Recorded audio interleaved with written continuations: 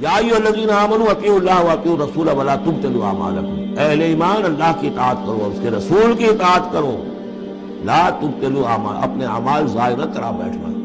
یعنی اب تک اگر تم نے کچھ اعمال کیے ہیں، کچھ محنت بھی کی ہے، کچھ انفاق بھی کیا ہے، کچھ اور جد و جہد کی ہے، لیکن اب جو یہ مرحلہ نیا آ گیا ہے، اس کو یوں سمجھیے اب امر حال یہ ہے، اللہ کا اس کے رسول کا جس وقت جو حکم ہے اس وقت اس کو ماننا ہوگا۔ اب حکم یہ ہے، لہذا اگر اس میں تم نے کہیں پیٹھ دکھا دی تو تم اپنے سارے سابقہ اعمال کو باطل کرا لو گے۔ ان الذین کفروا وصدوا عن سبیل اللہ ثم ماتوا وهم کفار فلن یغفر اللہ لهم، یقیناً وہ لوگ کہ جنہوں نے کفر کیا اور اللہ کے راستے سے وہ روکتے رہے اور یا رکے رہے، یہ دونوں جیسے میں نے عرض کیا کہ صدا یا صدو جو ہے یہ فعل لازم بھی ہے، فعل متعدی بھی ہے۔ ثم ماتوا وهم کفار، اور وہ مر گئے اسی حال میں کہ وہ کافر تھے، فلن یغفر اللہ لهم، تو ایسے لوگوں کو اللہ تعالیٰ ہرگز نہیں بخشے گا۔ فلا تہنوا، تو اے مسلمانوں تم ڈھیلے نہ پڑو، بودے پن کا مظاہرہ نہ کرو، وتدعوا الی السلم، سیدھا سلم میں، اور تم جو اب یہ کہہ رہے ہو صلح کی بات ہونی چاہیے اور سلامتی کی بات ہونی چاہیے اور خام خواہ کی لڑائی جھگڑا جو ہے اس سے کیا حاصل ہے، یہ جو تم کر رہے ہو یہ نہ کرو۔ فلا تہنوا وتدعوا الی السلم، بلکہ اب جو مرحلہ آ گیا ہے اب تو سرفروشی کا مرحلہ آ گیا ہے، وانتم الاعلون، اور گھبراؤ نہیں، تم ہی سب سے اونچے رہو گے، سربلند رہو گے، غالب ہوگے۔ واللہ معکم، اللہ تمہارے ساتھ ہے، اس کی مدد تمہارے شامل حال ہے۔ ولن یترکم اعمالکم، اللہ تعالیٰ تمہارے اعمال ضائع نہیں کرے گا۔ انما الحیات الدنیا لعب و لہو، یہ دنیا کی زندگی تو کھیل ہے اور کچھ جی کا بہلانا ہے، اس کے سوا کیا ہے؟ آخرت کے مقابلے میں تو یہ دھوکے کا سامان ہے، دھوکے کی ٹٹی ہے۔ وما الحیات الدنیا الا متاع الغرور وان تؤمنوا وتتقوا یؤتکم اجورکم، اگر تم ایمان لاؤ، ایمان پر قائم رہو اور اپنے رب کا تقوی اختیار کیے رکھو، اللہ تعالیٰ تمہیں دے گا تمہارے بدلے، تمہارے اجر۔ ولا یسألکم اموالکم، اور وہ تم سے تمہارے مال نہیں مانگتا، مطلب یہ کہ سارے مال نہیں مانگتا یا تم سے زبردستی مال نہیں مانگتا۔ دیکھیے دونوں چیز ذہن میں رکھیے، اللہ مال تو مانگتا ہے، من ذا الذی یقرض اللہ قرضا حسنا، کون ہے جو اللہ کو قرض حسنا دیتا ہے؟ کتنی مرتبہ کہا اللہ کی راہ میں انفاق کرو، اللہ کی راہ میں انفاق کرو۔ سورہ بقرہ میں ہم پڑھ چکے ہیں، انفقوا فی سبیل اللہ ولا تلقوا بایدیکم الی التہلکہ، اللہ کی راہ میں خرچ کرو، لگا دو، اپنے آپ کو اپنے ہاتھوں ہلاکت میں مت ڈالو۔ یہ اللہ کا مال مانگنا تو ہے، لیکن ایک تو یہ کہ جبر نہیں کیا۔ یہ کمال ہے محمد رسول اللہ صلی اللہ علیہ وسلم کا، اتنی عظیم انقلابی جد و جہد۔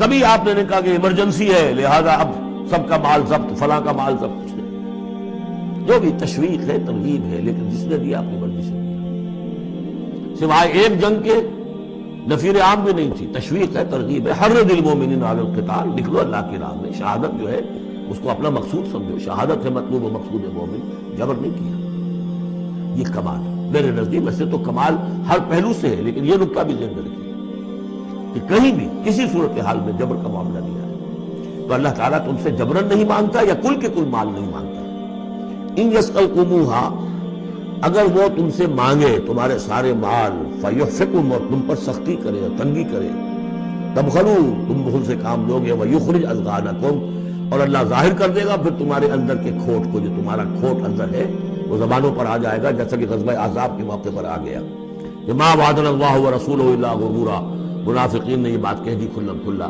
کہ اللہ اور اس کے رسول نے تو ہمیں دھوکہ دیا، سب باغ دکھائے۔ ہاں انتم ہؤلاء تدعون لتنفقوا فی سبیل اللہ، تمہیں بلایا جا رہا ہے، ترغیب دی جا رہی ہے، تمہیں تشویق دی جا رہی ہے کہ تم اللہ کی راہ میں خرچ کرو، لتنفقوا فی سبیل اللہ، فمنکم من یبخل، تم میں سے کوئی وہ بھی ہے جو بخل سے کام لیتے ہیں، ومن یبخل فانما یبخل عن نفسہ، جو کوئی بخل سے کام لے رہا ہے وہ بخل اپنے آپ سے کر رہا ہے، وہ اپنے وہ فائدے چھوڑ رہا ہے کہ جو انفاق سے اسے ملیں گے۔ ایک کے 700 ملتے ہوں تو اگر نہیں دے رہے آپ ایک تو کس کا گھاٹا کیا؟ اپنا نقصان کیا، وہ تو اپنی جان سے نفس جو ہے بخل کر رہا ہے۔ واللہ الغنی وانتم الفقراء، اور اللہ تعالیٰ تو غنی ہے، یہ تو تمہارے امتحان کے لیے مانگ رہا ہے تم سے، اللہ کو قرض دو۔ اللہ تعالیٰ تم سے صدقات بھی قبول کر لیتا ہے، وَيَقْبَلُ الصَّدَقَاتِ، صدقات قبول کر لیتا ہے، یہ اللہ تعالیٰ کی طرف سے تمہارے لیے تمہارا اعزاز ہے، اکرام ہے۔ واللہ الغنی، حالانکہ وہ غنی ہے، وَأَنْتُمُ الْفُقَرَاءُ، اور محتاج اصل میں تم ہو۔ وَإِن تَتَوَلَّوْا، یہ آیت بڑی فیصلہ کن ہے، ان تتولوا، اگر تم پیٹھ پھیر لو گے، یستبدل قوما غیرکم، تو تمہیں ہٹا کر کسی اور قوم کو لے آئے گا، ثم لا یکونوا امثالکم، پھر وہ تمہاری طرح کے نہیں ہوں گے۔ اب یہ ہو سکتا ہے کہ اس کا اطلاق جو ہے اس وقت کچھ لوگوں پر بھی ہوا ہو جنہوں نے منافقت کی بنا پر پیٹھ موڑ لی، اللہ نے اپنے نبی کے لیے ان سے زیادہ جو ہے جانثار قسم کے اہل ایمان جو ہے وہ فراہم کر دیے۔ لیکن یہی آیت جو ہے اس اعتبار سے کہ حضور کی بعثت اصلی، بعثت خصوصی امیین کے لیے تھی، بنی اسماعیل اور عرب کے مشرکین جو ان کے تابع تھے، ان کے لیے یہ کہ یہ بات ان سے کہی جا رہی ہے کہ اب تمہیں سے امت بنی ہے، امت المسلمہ کن سے بنی ہے؟ اس کا نیوکلیس اہل عرب، وہی امت عرب کے لوگ۔ اگر یہ مشن جو تمہارے حوالے ہوا ہے کذالک جعلناکم امۃ وسطا لتکونوا شہداء علی الناس ویکون الرسول علیکم شہیدا، اگر تم نے اس مشن سے منہ موڑ لیا تو اللہ تمہیں ہٹائے گا، معزول کر دے گا، کسی اور قوم کو لے آئے گا۔ چنانچہ میرے نزدیک اس آیت کا ظہور ہوا ہے بتمام و کمال 13ویں صدی عیسوی میں، جبکہ اللہ تعالیٰ نے عربوں کو امت مسلمہ کی قیادت سے معزول کر دیا۔ 1258 عیسوی میں سقوط بغداد ہوا، ہلاکو کے ہاتھوں جو مسلمانوں پر تاتاریوں کے ہاتھوں بیتی ہے، کروڑوں مسلمان قتل ہوئے اس وقت، معمولی نہیں۔